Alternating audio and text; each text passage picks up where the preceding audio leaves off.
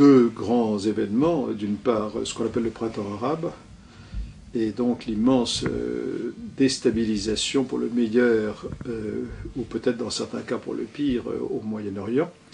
Et puis deuxièmement, la continuation de la crise économique, l'approfondissement de la crise de l'euro, et donc la grande secousse qui a commencé en 2008.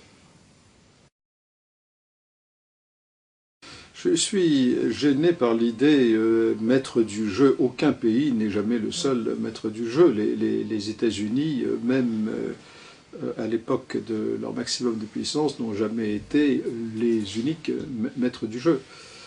Alors, en ce qui concerne la Chine est évidemment une puissance montante. Comme je le disais d'ailleurs dans le Ramsès précédent, on a tendance, par un effet de miroir, à grossir encore, à voir la puissance de la Chine comme étant plus grande qu'elle n'est en réalité, parce qu'on escompte, si vous voulez, une évolution de la Chine, on la projette déjà comme si elle était déjà ce qu'elle sera peut-être dans 30 ans. Mais l'Asie, c'est vaste. Il y a l'Inde, il y a beaucoup de puissances aussi qui émergent autour. Je pense à l'Indonésie, au Vietnam et à bien d'autres. Je pense également que le Japon n'est pas mort, hein, malgré les tragédies que j'aurais pu mentionner aussi d'ailleurs, l'affaire de Fukushima. Et donc, je ne pense pas que la Chine sera maître du jeu ou maîtresse du jeu dans un sens quelconque.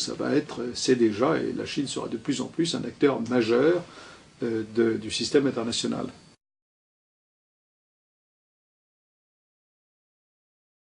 La gouvernance mondiale, ce n'est pas un sujet d'actualité à court terme. La gouvernance mondiale, ça va être le sujet dominant pour des années, des années et des années. C'est d'ailleurs pour ça que j'ai lancé, il y a 4 ans maintenant, la World Policy Conference. La 4e édition va se tenir à Vienne, en Autriche, au mois de décembre, au niveau de chef d'État et de gouvernement, sur ce sujet de la gouvernance mondiale. Avec la mondialisation, l'interdépendance est de plus en plus grande. On le voit bien d'ailleurs sur les questions politiques, comme celles que j'ai mentionnées tout à l'heure, le printemps arabe, ou sur les questions économiques. Et qui dit interdépendance de plus en plus grande, dit nécessité de trouver des mécanismes de coordination également de plus en plus forts. Donc nous sommes condamnés à poursuivre ce travail très difficile.